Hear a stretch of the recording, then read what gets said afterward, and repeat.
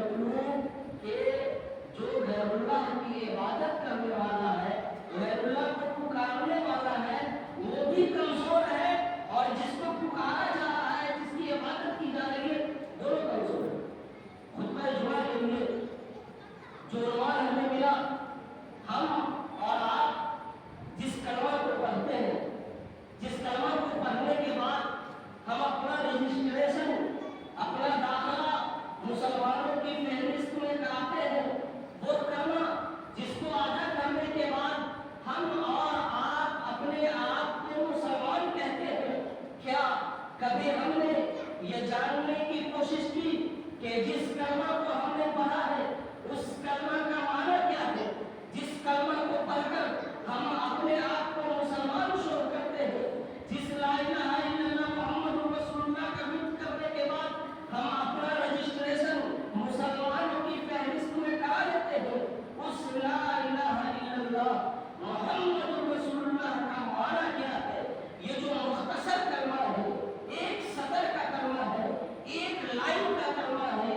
دو پیغام پر مشتمل جو یہ کلمہ ہے، جس کلمہ کو پڑھ کر کے ایک کافر مسلمان ہو جاتا ہے، جس کلمہ کو پڑھنے والا مسلمان ہے، جس کلمہ کا انکار کرنے والا کافر ہے، جس کلمہ کو پڑھنے کے بعد ایک لائن کا اقرار کرنے کے بعد مسلمانوں کی مساجد میں کوئی شخص آنا شروع کر دیتا ہے، مسلمانوں کے محلے میں آنے لگتا ہے، مسلمانوں میں اپنی رشتہ داریاں کرنے لگتا ہے، جنگ کے حالات میں اسے امن و امان فراہم کیا جاتا ہے، اس ایک سطر کے کلمے کا مطلب کیا ہے؟ نبی کائنات فرماتے ہیں من قال لا الہ الا اللہ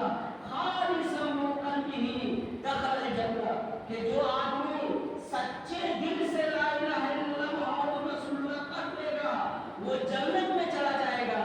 یہ سچے دل سے پڑھنے کا مطلب کیا ہے؟ جو ہم نے دو پیغام پر مشتمل ایک کلمہ کا اقرار کیا، کیا ہم نے کبھی یہ جاننے کی کوشش کی کہ اس کلمہ کے اندر رب العالمین نے کیا پیغام دیا ہے؟ اس کلمہ کا مطالبہ ہم سے کیا ہے؟ کیا کوئی آدمی لا الہ الا اللہ محمد رسول اللہ کہتا پھرے، رات دن مل کرے، وہ جنت میں چلا جائے گا؟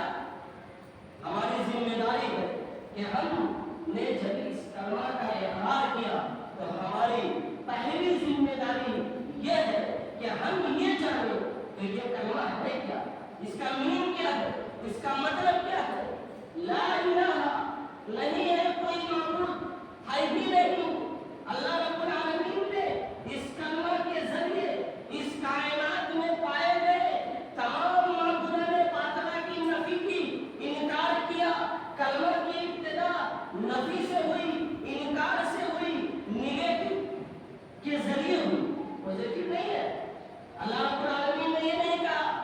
کہ اے نبی آپ کہہ دیجئے الا اللہ، صرف اللہ ہے،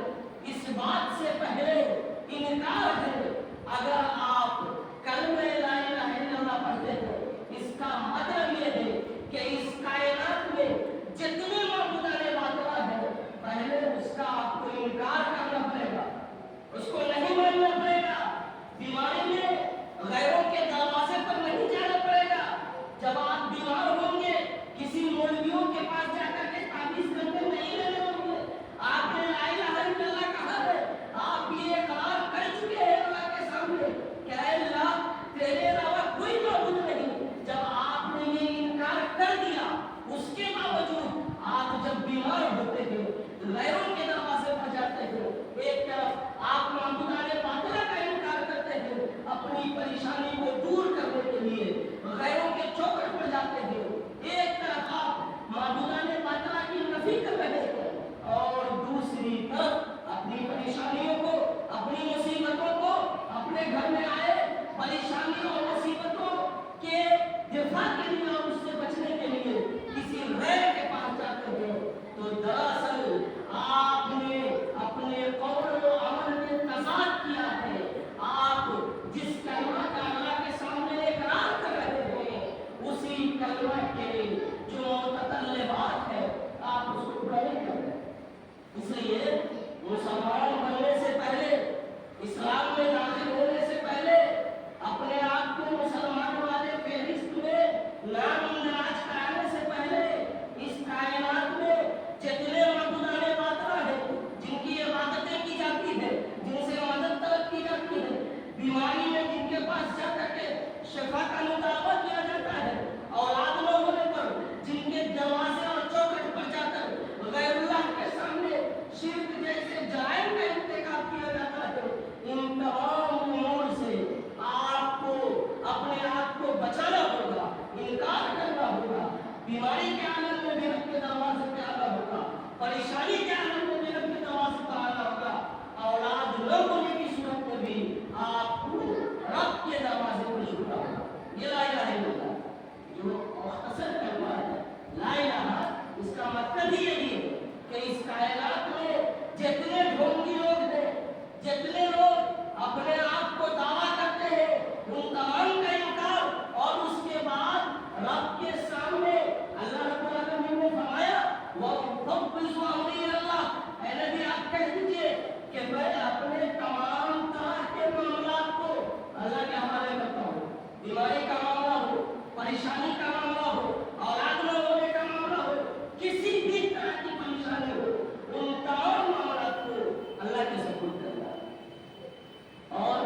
اس کلمے کا جو دوسرا حصہ ہے محمد رسول اللہ، آپ نے لا الہ الا اللہ کا اقرار کر لیا، معبود باطل کا انکار کر دیا، رب کے سامنے اپنے تمام معاملات کو رکھ دیے، آپ کی دوسری ذمہ داری یہ ہے کہ رسول کائنات صلی اللہ علیہ وسلم جو دین اسلام لے کر آئے تھے، قرآن لے کر آئے، نبی صلی اللہ علیہ وسلم کا نے جو فرمان دیا، ان فرمانوں کو من مانو گلے سے لگانا اور رسول کائنات صلی اللہ علیہ وسلم سے اس طرح محبت کرنا، رسول کائنات صلی اللہ علیہ وسلم کی سنت پر اس طرح عمل کرنا جس طرح سے اس کائنات کے سب سے مقدس لوگ صحابہ کرام نے عمل کیا تھا، اس طرح سے عمل کر کے آپ کو دکھانا ہوگا۔ لا الہ الا اللہ آپ نے اقرار کیا ہے، یہ معمولی کرو، اس کائنات کو بنانے کا مقصد، آپ کو بنانے کا مقصد، ہم کو بنانے کا مقصد، انسانوں کو بنانے کا مقصد، ہر چیز کو بنانے کا کوئی نہ کوئی مقصد ہوتا ہے۔ مسجد اس لیے بنائی جاتی ہے تاکہ اس میں نماز ادا کی جائے، مدرسہ اس لیے قائم کیا جاتا ہے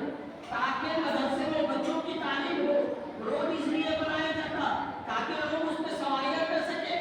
ہر چیز کے بنانے کا کوئی نہ کوئی مقصد ہوتا ہے۔ اللہ رب العالمین نے انسانوں کے بنانے کا بھی مقصد قرآن میں بیان کیا ہے۔ آپ کو جو اللہ پاک نے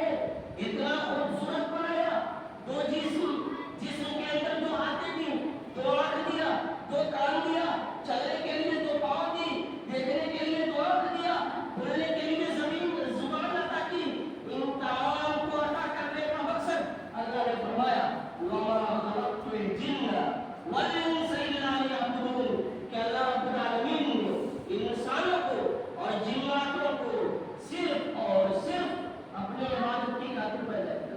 اس لیے پیدا کیا تاکہ آپ معبود باطل کا انکار کر سکے اور اللہ کی عبادت کر سکے۔ اللہ نے فرمایا دوسری جگہ وَلَقَدْ بَعَثْنَا فِي كُلِّ أُمَّةٍ رَسُولًا أَنِ اعْبُدُوا اللَّهَ وَاجْتَنِبُوا الطَّاغُوتَ، کہ اس کائنات میں جتنے رسول آئے، جتنے نبی آئے، نبی کائنات سے پہلے موسیٰ علیہ السلام آئے، عیسیٰ علیہ السلام آئے، حضرت آدم آئے، ابراہیم آئے، اسماعیل آئے، ادریس آئے، اس طرح کے جو انبیاء اس کائنات میں اللہ پاک نے بھیجا، ان کے بھیجنے کا مقصد یہ تھا کہ تاکہ لوگوں کو ایک اللہ کی عبادت کی طرف وہ نبی بلا سکے۔ وَاجْتَنِبُوا الطَّاغُوتَ، اور طاغوت کہتے ہیں اللہ کے علاوہ جن کی عبادت کی جاتی ہے، مفسرین نے لکھا ہے مَعْلُومٌ مِّن دُونِ اللَّهِ، اللہ کے علاوہ جس کی عبادت کی جائے وہ طاغوت ہے۔ انبیاء کے آنے کا مقصد، رسول کے آنے کا مقصد، انسانوں کی پیدائش کا مقصد یہ ہے کہ انسان اللہ کی عبادت کر سکے، اور انبیاء کی بعثت کا مقصد یہ ہے کہ انبیاء لوگوں کو، انسانوں کو ایک اللہ کی عبادت کی طرف بلائے، اور جو معبودان باطل ہے ان کے جو جرائم ہے اور ان کا جو جرم ہے اس سے ان کو روشناس کرایا جا سکے۔ آپ نے لا الہ الا اللہ کا معنی آپ نے سنا، آپ نے لا الہ الا اللہ کا اقرار کیا ہے، تو آپ کے اوپر اس کلمہ کو پڑھنے کے بعد تین چیزیں آپ پہ لازم ہیں۔ پہلی چیز یہ کہ آپ اس کے الفاظ کی ادائیگی صحیح سے کر سکیں۔ ایک مسلمان بڑا ہو، چھوٹا ہو، ضعیف ہو، نوجوان ہو، اس کو کلمہ صحیح سے پڑھنے آنا چاہیے۔ لا الہ الا اللہ محمد رسول اللہ، تلفظ کی ادائیگی صحیح ہو، لا الہ الا اللہ نہیں پڑھتے، لا الہ الا اللہ نہیں پڑھتے، الفاظ کا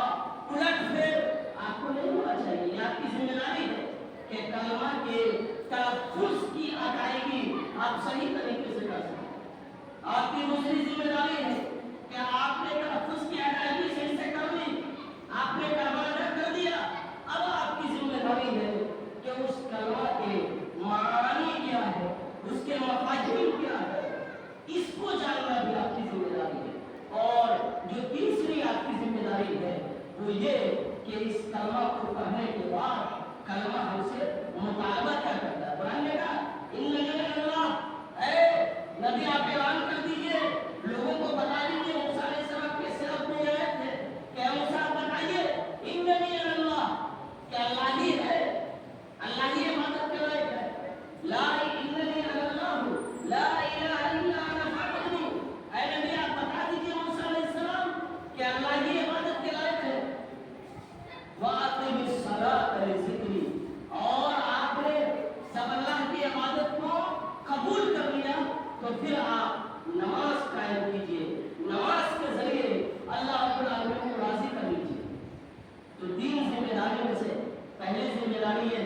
کہ آپ کو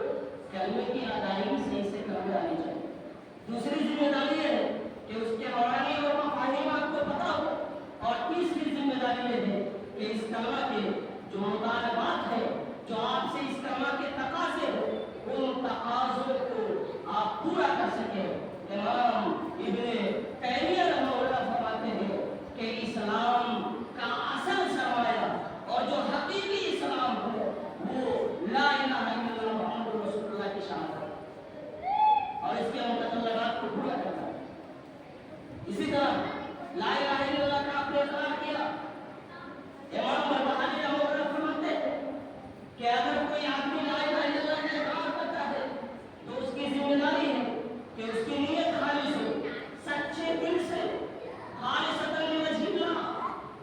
لا الہ الا اللہ کا اقرار کرے۔ قرآن میں ایک کلمہ نازل کی، وَمَا أُمِرُوا إِلَّا لِيَعْبُدُوا اللَّهَ مُخْلِصِينَ لَهُ الدِّينَ، خلوص کے ساتھ، للہیت کے ساتھ، اللہ رب العالمین کی رضا کے لیے، کسی کے دکھاوے کے لیے نہیں۔ میرا باپ مسلمان کا، ہم بھی مسلمان ہو گئے، پورا معاشرہ مسلمان ہے، ہم بھی مسلمان ہے، دکھلاوے کے لیے مسلمان نہیں بن رہا ہے، دکھلاوے والا مسلمان نہیں بن رہا ہے۔ جمعہ کے دن ٹوپی کرتا لگا لیے مسلمان ہے، جمعہ کے دن غسل کر لیے مسلمان ہے، مسلمانوں کی شادی بیاہ میں شریک ہو گئے مسلمان ہے،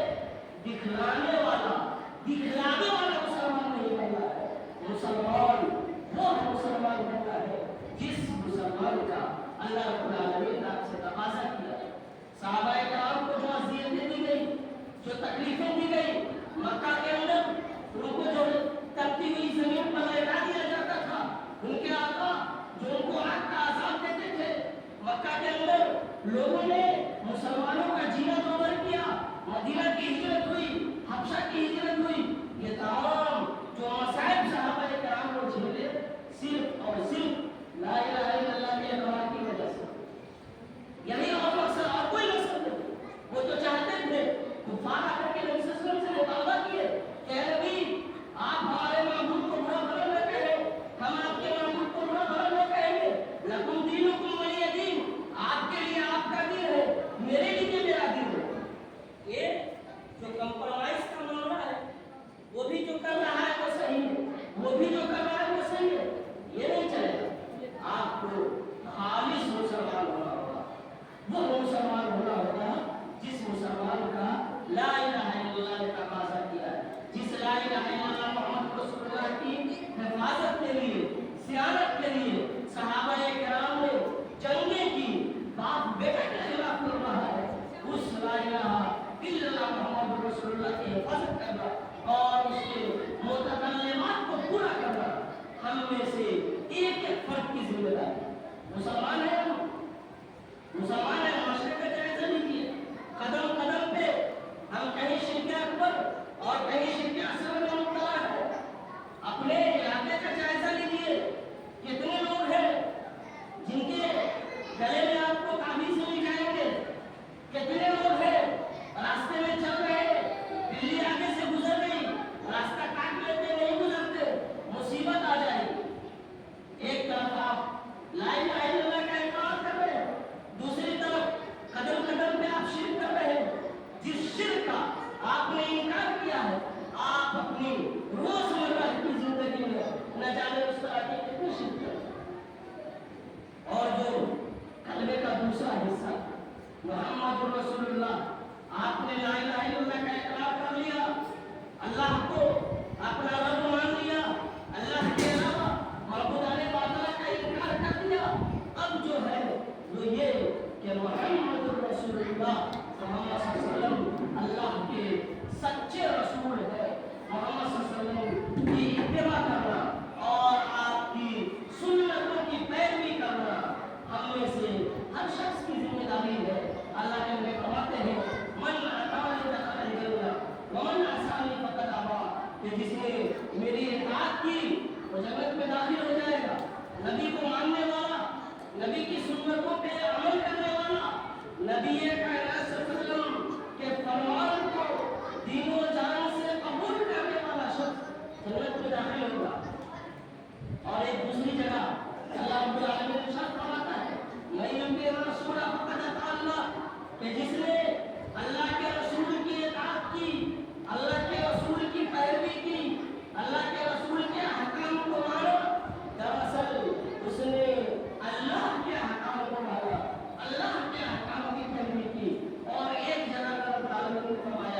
یا ایھا الذین آمنوا اطیعوا اللہ و اطیعوا الرسول ولا تبطلوا اعمالکم، کہ ایمان والو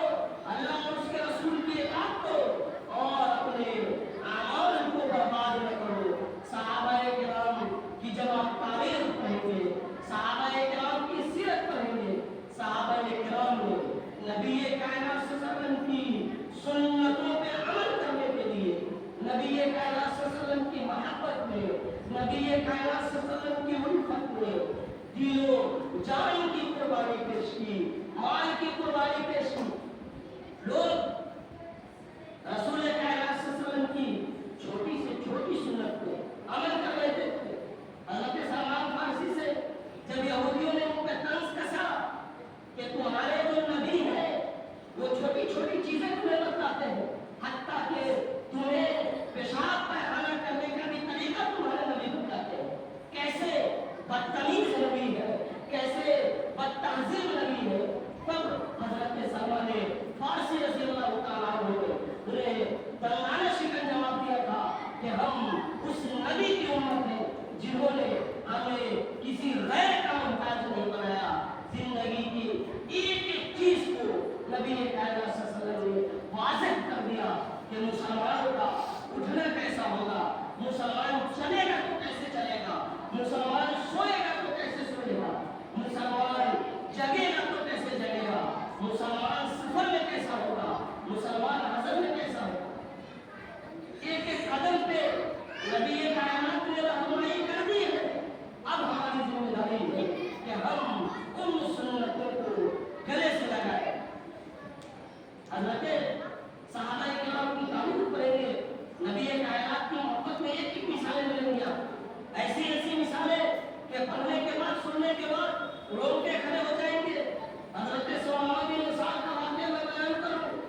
بخاری شریف، مسلم شریف اور اس طرح کی دیگر کتب حدیث میں یہ واقعہ تفصیل سے موجود ہے۔ حضرت ثمامہ بن اسعد گورنر تھے، قید کر کے لائے گئے، قیدی ہے، جنگ ہوا، قید کر لیے گئے، مسجد نبوی کے کھمبے میں ان کو باندھ دیا گیا، کھمبا مسجد نبوی میں قیدی ہے، باندھ دیا گیا۔ اللہ کے رسول صلی اللہ علیہ وسلم حضرت ثمامہ کے پاس آتے ہیں، فرماتے ہیں ماذا عندک یا ثمامہ، کیا حال ہے ثمامہ، کیسے ہو؟ تم تو اپنے یہاں کے گورنر تھے، تم تو اپنے یہاں کے وزیر تھے، ذمہ دار تھے، کیا حال ہے تمہارا؟ حضرت ثمامہ کہتے ہیں اے اللہ کے رسول، قید کر کے لائے ہیں، قیدی بنائے ہیں، آپ کے ساتھیوں نے کھمبے میں باندھ دیا اور آپ پوچھتے ہیں کہ کیا حال ہے؟ اللہ کے رسول نے صحابہ سے گزارش کی، اپنے ساتھیوں سے گزارش کی کہ اے میرے ساتھی، اے میرے صحابہ، جس کو تم قید کر کے لائے ہو یہ کوئی معمولی آدمی نہیں، یہ کوئی سادھارن آدمی نہیں، اپنے یہاں کا گورنر ہے۔ جو گورنر ہے اس کا کھانا پینا اچھا ہوگا، اس کا لباس و پوشاک اچھا ہوگا، اس نے عیش و آرام کی زندگی جی ہوگی۔ تم نے اسے جو قید کر کے لایا ہے، تمہاری ذمہ داری ہے کہ تم نے اچھا سے اچھا کھانا کھلانا، اچھا سے اچھا، اچھی سے اچھی غذا فراہم کرنا۔ صحابہ کرام خود بھوکے رہتے، ثمامہ کو بہتر سے بہتر غذا فراہم کرتے۔ اگلے دن اللہ کے رسول آئے، ماذا عندک یا ثمامہ، ثمامہ کیا حال ہے، کیسے ہو؟ حضرت ثمامہ کہتے ہیں اللہ کے رسول ان تقتلنی تقتلنی ذاتمی وان تنعمنی تنعم علی شاکرین۔ اے اللہ کے رسول، اگر آپ مجھے قتل کر دیتے ہیں، مار دیتے ہیں تو آپ کا قتل کرنا جائز ہوگا، کیونکہ میں قیدی ہوں، آپ کی قید میں ہوں۔ اگر آپ کے ساتھی مجھے مارنا چاہے تو مار سکتے ہیں، وان تنعمنی تنعم علی شاکرین، لیکن اگر آپ مجھے معاف کر دیتے ہیں، بخش دیتے ہیں تو میں آپ کا شکریہ ادا کروں گا۔ اللہ کے رسول چلے گئے، تیسرے دن آئے، پھر وہی سوال کیا، تیسرے دن بھی حضرت ثمامہ بن اسعد نے وہی جواب دیا۔ اللہ کے رسول صلی اللہ علیہ وسلم نے اپنے صحابہ سے فرمایا کہ اطلق ثمامہ، اے میرے ساتھی، اے میرے صحابہ، ثمامہ کو آزاد کر دو، چھوڑ دو۔ صحابہ کرام نے جو انہیں مسجد نبی کے کھمبے میں صحابہ نے باندھا تھا، نبی کا حکم آیا، فرمان آیا، چھوڑ دیا۔ آج نبی کا فرمان آ جائے، نبی کا پیغام